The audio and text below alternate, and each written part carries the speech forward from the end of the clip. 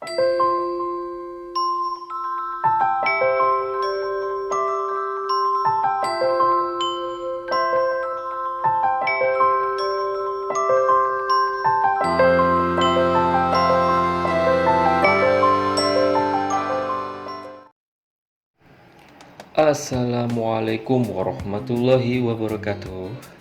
Kembali lagi dengan saya Najd TV atau Najmuddin. Kali ini saya akan menjelaskan tentang struktur organisasi bengkel otomotif. Ada apa aja sih di dalam struktur organisasi bengkel otomotif? Di sini saya akan menjelaskan tentang apa-apa saja yang ada di dalam struktur organisasi di bengkel otomotif. Ada apa saja sih? Yaitu yang pertama ada pengertian. Yang kedua ada ciri-ciri organisasi. Yang ketiga ada prinsip organisasi. Yang keempat ada prinsip pengorganisasian. Yang kelima manfaat struktur organisasi. Yang keenam, pembuatan struktur organisasi. Dan yang ketujuh, tugas dan tanggung jawab komponen organisasi. Dan yang terakhir, ada yang namanya upaya untuk mempertahankan organisasi. Baik, kita mulai dari pengertian organisasi itu sendiri. Di sini saya akan menjelaskan tahap yang pertama, yaitu pengertian dari struktur organisasi. Struktur organisasi dapat diartikan sebagai susunan antar setiap komponen yang terdapat pada sebuah organisasi sehingga dapat menjalankan kegiatan dalam organisasi dan diharapkan dapat mencapai tujuan yang telah ditetapkan sebelumnya. Struktur organisasi bengkel sepeda motor artinya susunan antar komponen atau bagian pada sebuah organisasi bengkel sepeda motor untuk mencapai tujuan-tujuan yang telah ditetapkan. Nah, pada intinya itu struktur organisasi atau susunan organisasi itu dibuat untuk mencapai tujuan-tujuan tertentu yang sudah ditetapkan sebelumnya. Nah, itu. Baik, kemudian berikutnya namanya ciri-ciri organisasi. Ciri-ciri organisasi secara umum antara lain itu ada 6. Nah, yang pertama adalah mencangkup orang yang saling berinteraksi satu sama lain yang saling kenal. Nah, jadi organisasi itu adalah kumpulan-kumpulan yang orang yang sudah kenal. Kenapa? Jadi kalau misalnya orang udah kenal itu kan berarti sudah mempunyai visi dan misi untuk mencapai tujuan tertentu. Jadi ya dalam satu pemikiran, jadi gampang. Kemudian yang kedua yaitu interaksi antar anggota dapat diatur dengan struktur tertentu. Jadi artinya setiap anggota itu berinteraksi sesuai aturan yang ada di dalam organisasi itu. Kemudian ciri yang ketiga, adanya kegiatan yang berbeda-beda, akan tetapi semua akan saling berkaitan. Ya, artinya ini meskipun tugasnya berbeda, meskipun pekerjaannya berbeda, akan tetapi semuanya saling berkaitan untuk mencapai tujuan yang sudah ditetapkan sebelumnya. Kemudian yang keempat, tiap individu memberikan sumbangan atau kontribusinya berupa pemikiran, tenaga, dan kemampuan. Nah, artinya itu setiap individu itu memberikan ide atau pemikiran, tenaga, dan kemampuan untuk memajukan dan mencapai semua tujuan-tujuan yang sudah ditetapkan pada organisasi itu. Kemudian yang kelima, adanya kewenangan koordinasi dan pengawasan. Ciri-ciri yang kelima ini, ya organisasi itu butuh pengawasan, butuh kewenangan, butuh koordinasi, supaya organisasi itu bisa berkembang dengan baik. Dan pada intinya, itu mencapai tujuan yang sudah ditetapkan sebelumnya. Kemudian ciri-ciri yang terakhir, adanya tujuan organisasi yang ingin dicapai. Nah, tentunya organisasi itu kan dibentuk untuk mencapai tujuan tertentu, yaitu ciri-cirinya organisasi. Next. Kemudian pembahasan yang ketiga yaitu prinsip organisasi. Prinsip itu kan dasar pemikiran ya, atau kepercayaan atau keyakinan. Berarti kepercayaan atau keyakinan berorganisasi. Di sini ada beberapa keyakinan atau menurut atau keyakinan berorganisasi. Yang pertama ada yang namanya prinsip skala hierarki. Prinsip skala hierarki yaitu suatu organisasi terdapat garis kewenangan yang jelas dari pimpinan, pembantu pimpinan, hingga pelaksana, sehingga wewenang dan pertanggungjawaban jelas dan menunjang efektivitas kinerja sebuah organisasi. Jadi, maksud dari prinsip skala hierarki ini yaitu kewenangan atau kekuasaan dari pimpinan atau pembantu pimpinan sampai pelaksana itu jelas, jadi ya dapat dipertanggungjawabkan gitu loh kinerjanya. Kemudian prinsip yang kedua ada yang namanya prinsip kesatuan perintah, di mana seseorang hanya menerima perintah atau bertanggung jawab kepada satu atasan. Jadi pada prinsip ini itu setiap orang atau setiap anggota itu bertanggung jawab kepada satu atasan saja. Jadi setiap kegiatannya, setiap kinerjanya itu bertanggung jawab kepada satu atasan. Kemudian prinsip yang ketiga yaitu prinsip pertanggungjawaban. Setiap anggota harus bertanggung jawab secara penuh kepada atasannya. Nah, ini hampir mirip dengan prinsip yang kedua tadi. Setiap anggota itu harus bertanggung jawab secara penuh kepada atasannya. Artinya,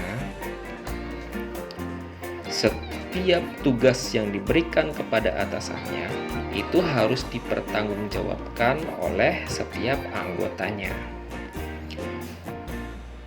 Kemudian prinsip yang keempat yaitu prinsip pendelegasian wewenang atau pemberi wewenang, pemberi kekuasaan, di mana seorang pemimpin memiliki kemampuan terbatas dalam menjalankan pekerjaannya sehingga memerlukan pendelegasian wewenang kepada bawahannya. Nah, maksud dari prinsip ini yaitu ya seorang pemimpin itu kan terbatas nih kemampuannya.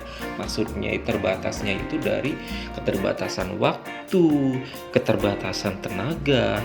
Makanya pimpinan itu perlu memberikan kewenangannya, memberikan kekuasaannya itu kepada bawahannya untuk melakukan atau untuk menghandle pekerjaan dari pimpinan itu. Kemudian prinsip yang kelima yaitu ada prinsip pembagian pekerjaan. Nah, prinsip ini didasarkan keahlian masing-masing individu untuk mengoptimalkan kegiatan yang berlangsung dalam sebuah organisasi. Jadi prinsip ini itu artinya setiap tugas atau setiap pekerjaan itu diberikan ke anggota yang berkompeten atau ke individu yang menguasai pekerjaan itu sendiri sehingga kegiatan itu bisa optimal. Kemudian prinsip yang keenam, adanya prinsip rentang pengendalian. Prinsip ini yaitu jumlah staf yang dikendalikan oleh seorang atasan harus dibatasi secara rasional. Maksudnya itu jumlah staf, jumlah anggota itu harus dikendalikan oleh seorang atasan. Ya harus dibatasi secara rasional. Contohnya kalau misalnya struktur organisasi di bengkel ya. Jadi kalau misalnya bengkelnya itu ramai, ya kira-kira kalau misalnya dihitung 4 mekanik cukup, ya sudah 4, jadi tidak boleh lebih atau tidak boleh kurang. Jadi harus dibatasi gitu secara logika, secara perhitungan. Jadi kalau misalnya sepi, terus bengkelnya itu kira-kira 2 mekanik itu udah cuma 2 mekanik. Artinya ya sesuai dengan kebutuhan tuh. Kemudian prinsip yang ketujuh yaitu prinsip fungsional. Prinsip fungsional adalah pegawai dalam suatu organisasi secara fungsional harus jelas tugasnya, wewenangnya, kegiatan kerja, hubungan kerja, serta tanggung jawabnya. Nah, jadi artinya prinsip fungsional itu setiap pegawai itu harus diberikan tugasnya dan wewenangnya dan kegiatannya itu yang harus jelas.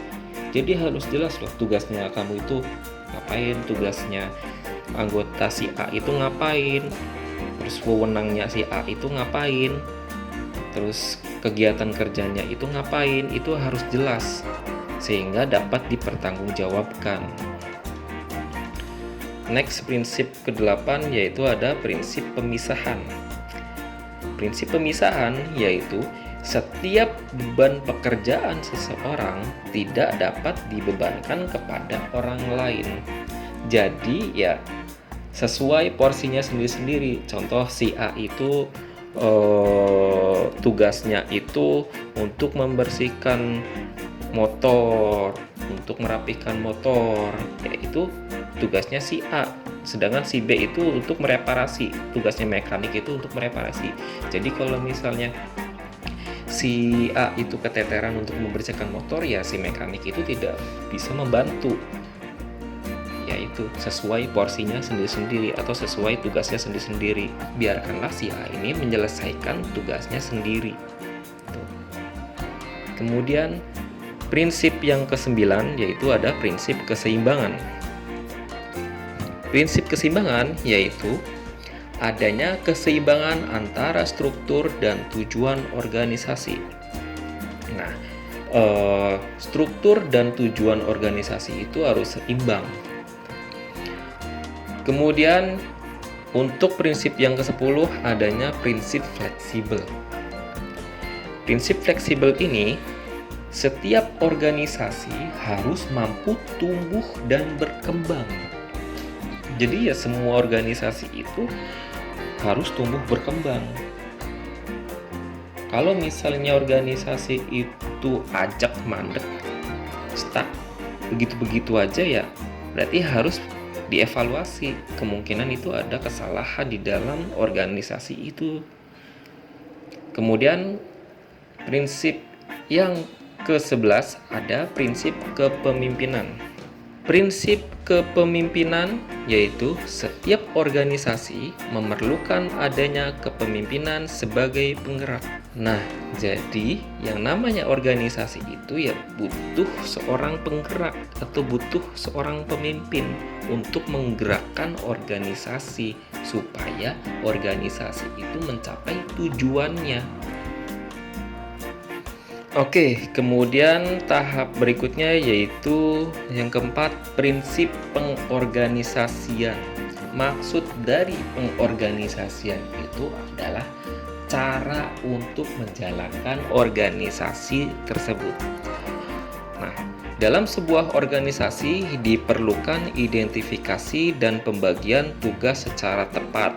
Beberapa prinsip dasar perorganisasian antara lain, poin yang pertama yaitu mempersiapkan dan melaksanakan rencana operasional secara tepat. Nah, jadi ya untuk menjalankan organisasi itu butuh mempersiapkan dan melaksanakan rencana operasional yang tepat. Jadi perlu direncanakan dulu nih. Setelah direncanakan, ya diambil keputusan, kemudian laksanakan.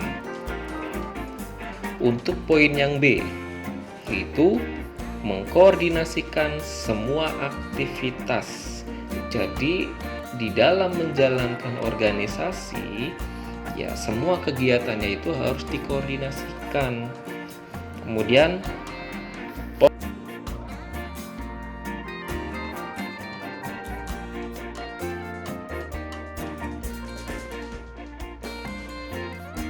untuk menjalankan organisasi ya membutuhkan keputusan-keputusan yang tepat, yang khas, dan yang jelas agar organisasi itu berjalan sesuai dengan aturan-aturan yang sudah ditetapkan sebelumnya.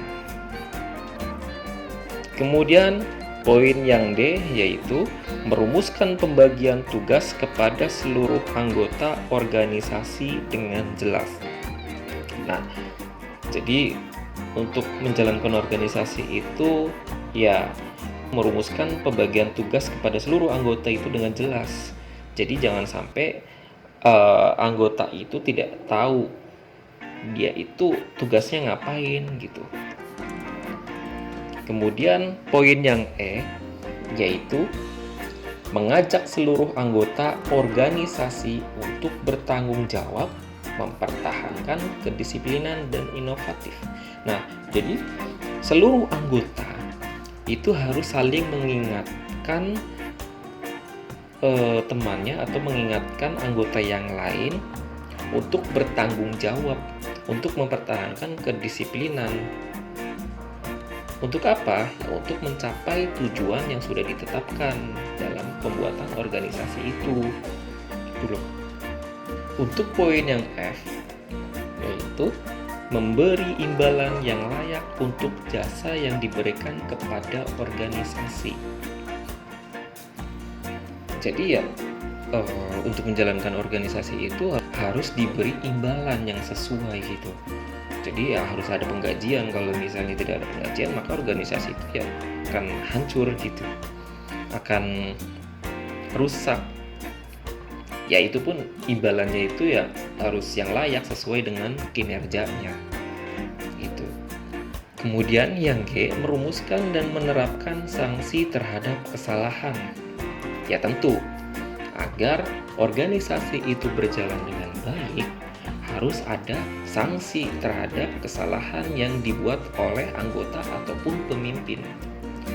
Agar apa? Ya agar organisasi itu berjalan dengan baik, agar kesalahan itu tidak terulang kembali.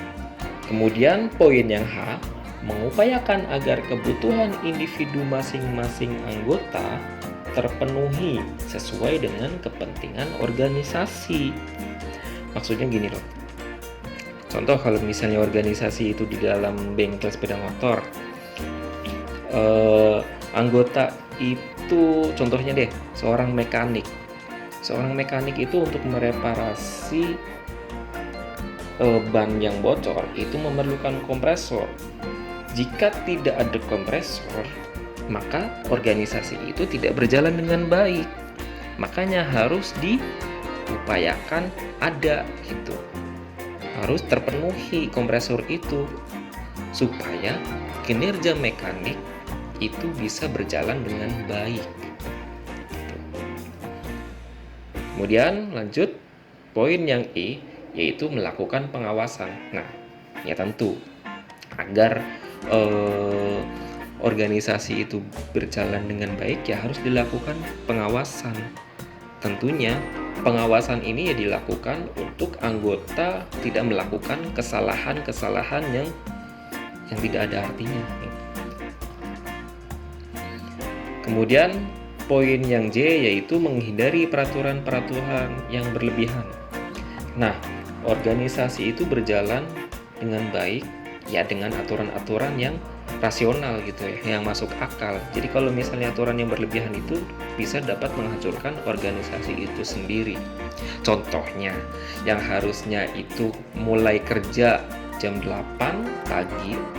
Nah, para pekerja itu diwajibkan datang ke bengkel itu jam 5 pagi. Nah, itu artinya kan peraturannya berlebihan. Jadi ya tidak masuk akal gitu, berlebihan, terlalu berlebihan. Itu dapat merusak organisasi. Oke, next.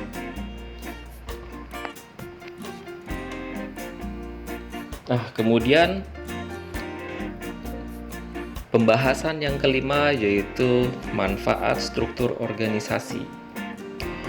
Untuk manfaat yang pertama atau poin yang A yaitu kejelasan tugas baik secara individu maupun tugas-tugas yang sesuai dengan bidang ilmu masing-masing. Artinya, karena adanya struktur organisasi, manfaatnya ya tugasnya itu ya jelas. Si A itu tugasnya ngapain, si B tugasnya ngapain, itu jelas. Baik secara individu maupun tugas-tugas yang sesuai dengan bidang ilmu masing-masing. Untuk manfaat yang kedua, pembagian kerja merata. Pembagian kerja merata sehingga dapat menghindari timbulnya konflik dan sumber daya.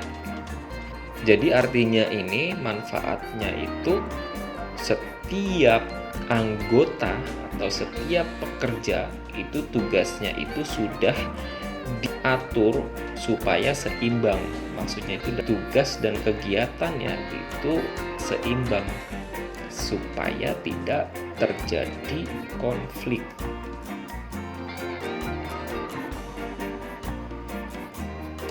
Kemudian manfaat yang ketiga yaitu alur kerja logis karena semua pekerjaan dapat dikerjakan dengan baik oleh individu maupun kelompok dalam organisasi.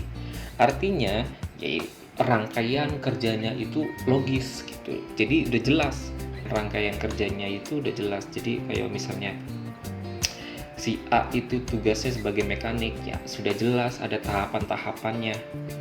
Jadi tidak asal memperbaiki gitu. Jadi ya harus sesuai tahapan-tahapan. Jadi kalau misalnya mereparasi sepeda motor ya harus memperhatikan ada yang namanya K3, ada yang namanya kebersihan. Nah, itu ada tahapan-tahapannya gitu loh. Itu manfaat dari struktur organisasi. Kemudian manfaat yang berikutnya, komunikasi berjalan baik sehingga pengawasan maupun pengambilan keputusan dapat dilakukan dengan efisien. Jadi manfaat struktur organisasi itu komunikasinya itu berjalan dengan baik. Kenapa? Ya namanya juga berorganisasi, sering kumpul bareng. Jadi komunikasinya itu ya enak gitu. Jadi dampaknya berjalan dengan baik. Pengawasannya dan pengambilan keputusannya itu dapat dilakukan dengan efisien.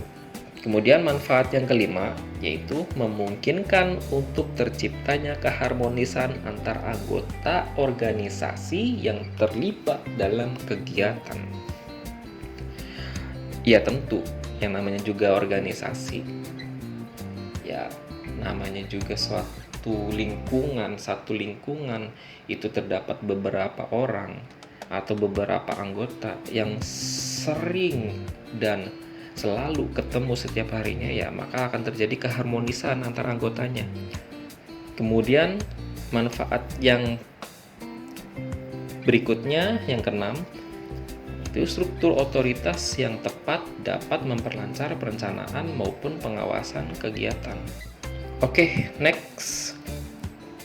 Yang keenam atau pembahasan yang keenam yaitu adanya pembuatan struktur organisasi. Oke, yang pertama yaitu dalam pembuatan struktur organisasi, yang pertama itu harus mendeskripsikan rencana, sasaran, dan target Ya tentu, organisasi itu kan dibuat itu untuk mencapai tujuan tertentu. Nah, tujuan tertentu itu apa? Ya, makanya harus direncanakan dulu. Organisasi itu dibuat untuk mencapai tujuan apa gitu. Kemudian yang kedua yaitu menetapkan tugas-tugas pokok. Nah, jadi setelah sudah direncanakan, sudah dibuat rencana dan dibuatlah sasaran dan ditentukan targetnya itu siapa. Nah, ditentukan tugas-tugas pokoknya itu apa. Contoh nih, kalau misalnya membuat organisasi di bengkel otomotif. Nah, rencananya itu untuk membuat bengkel. Kemudian sasarannya itu masyarakat. Kemudian ya ditentukanlah tugas-tugas pokoknya itu. Di bengkel itu harus ada apa gitu. Maksudnya harus ada reparasi. Kemudian harus ada kasir untuk melayani transaksi jual beli. Kemudian ada yang namanya cuci, mungkin bisa. Nah, itu sudah ditetapkan ya tugas-tugas pokoknya itu apa aja kira-kira apa yang akan dilakukan gitu. Kemudian next yaitu membagi tugas pokok menjadi tugas bagian. Nah, jadi sudah dibagikan nih, sudah ada tupoksinya. Mekanik itu tugasnya itu ngapain, si kasir itu tugasnya ngapain, si cuci itu tugasnya ngapain. Nah, itu sudah dibagi-bagikan tugasnya. Kemudian untuk yang keempat yaitu mengalokasi sumber daya dan petunjuk tugas bagian. Jadi yang menentukan jumlah sumber daya. Contoh nih mekanik, kira-kira bengkelnya itu kecil, ya udahlah 2 aja cukup mekaniknya. Ya udah, tentukanlah mekaniknya itu cukup mengalokasikannya itu 2. Contoh kasirnya itu 1 saja sudah cukup, ya udah cukup 1 itu.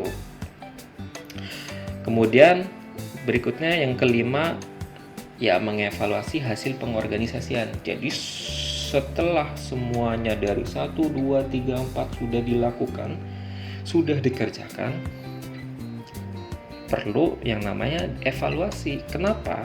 Ya karena bila terjadi kesalahan maka akan terhandle atau tertangani sehingga organisasi itu bisa berjalan dengan baik, bisa mencapai tujuan yang sudah ditetapkan gitu. Next.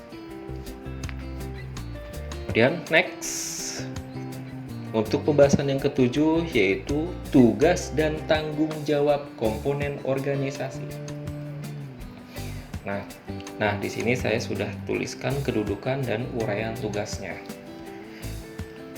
Untuk kedudukan pemilik atau owner atau the big boss, yaitu tugasnya memberikan pendanaan dan mengontrol aktivitas manajemen.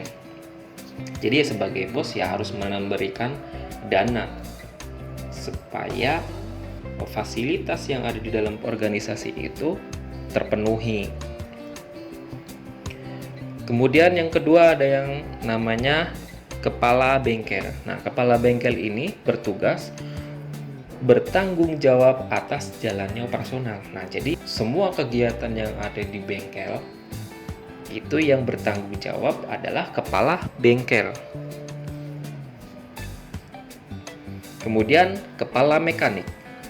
Kepala mekanik tugasnya bertanggung jawab dan mengawasi kinerja mekanik, asisten mekanik, dan pegawai cuci. Kemudian untuk bagian part itu tugasnya bertanggung jawab atas keluar dan masuknya suku cadang di gudang. Nah, artinya itu kan kalau misalnya di bengkel itu suatu konsumen jika melakukan reparasi kemudian tidak bisa direparasi harus diganti, makanya kan perlu adanya suku cadang yang baru yang keluar dari gudang. Nah, itulah bagian di divisi part. Kemudian untuk kedudukan atau tugas dari front desk itu membuat laporan kerja dari pelanggan. Nah, jadi kan kalau misalnya pelanggan itu masuk, kemudian dia itu mereparasi motornya, kemudian berarti kan sudah ada catatan-catatan suku cadang apa saja yang perlu diganti, atau suku cadang apa yang perlu direparasi, itu dicatat oleh front desk. Nah, kemudian bagian yang berikutnya adalah service advisor atau SA, yaitu tugasnya menerima keluhan dari konsumen. Nah, jadi kalau misalnya konsumen melakukan komplain atas kinerja mekanik, itu bisa melalui service advisor. Nah, kemudian nanti service advisor itu menyampaikan ke mekanik tersebut. Kemudian kedudukan yang berikutnya yaitu ada final check, yang tugasnya yaitu pemeriksaan akhir dari mekanik sebelum diserahkan kepada pegawai cuci. Jadi setelah sepeda motor itu dilakukan reparasi dan sebelum diserahkan ke pegawai cuci untuk dibersihkan motornya, itu harus dicek dulu sama bagian final check. Nah, kemudian kedudukan berikutnya yaitu ada kasir. Nah, kasir ini tugasnya untuk bertanggung jawab atas setiap transaksi penjualan. Nah, jadi misalnya konsumen itu membeli suku cadang baru, tentunya itu akan dicatat oleh front desk. Nah, kemudian catatan itu diberikan ke kasir untuk melakukan transaksi jual beli. Kemudian kedudukan mekanik itu tugasnya menangani perbaikan. Ya tentu mekanik itu ya melakukan perbaikan atau melakukan reparasi.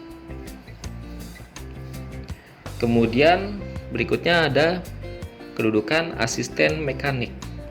Asisten mekanik uraian tugasnya yaitu untuk membantu pekerjaan mekanik.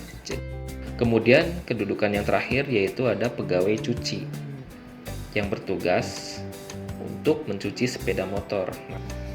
Nah, untuk pembahasan yang terakhir atau yang ke-8 yaitu upaya mempertahankan organisasi. Jadi organisasi itu ya perlu dipertahankan agar tidak bubar. Ada beberapa hal yang perlu dilakukan agar sebuah organisasi mampu bertahan dan menjalankan fungsinya dengan baik.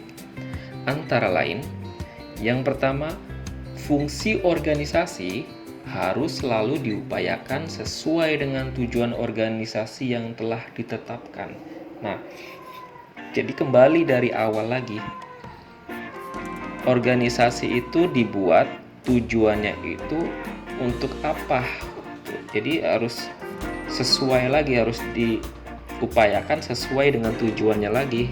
Jika sudah melenceng dengan tujuan, maka harus dievaluasi supaya organisasi itu bisa sesuai dengan tujuan yang sudah ditetapkan sebelumnya.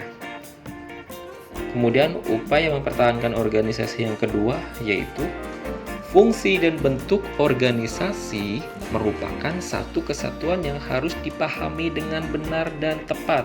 Nah, jadi bentuk organisasi itu harus dipahami. Artinya visi dan misinya itu harus sama setiap anggota. Jadi jika pemahamannya itu sudah tidak sepaham, ya harus dilakukan evaluasi lagi agar sesuai satu visi dan misi, satu pemikiran. Kemudian untuk upaya mempertahankan organisasi yang ketiga yaitu perubahan dalam organisasi diperlukan sebagai evaluasi kinerja masing-masing bagian dan dapat digunakan sebagai indikator pencapaian tujuan. Artinya, organisasi itu perlu di rolling. Jadi contohnya itu kayak mekanik A, bagiannya itu untuk mereparasi rem. Mekanik B itu untuk mereparasi sistem karburator. Kemudian untuk mekanik C itu ke bagian sistem pengapian atau kelistrikan. Nah, perlu di rolling sebagai evaluasi kinerja masing-masing bagian agar didapatkan indikator pencapaian tujuan. Dan yang terakhir, selesai. Terima kasih sudah mendengarkan materi dari saya. Saya akhiri. Wassalamualaikum warahmatullahi wabarakatuh.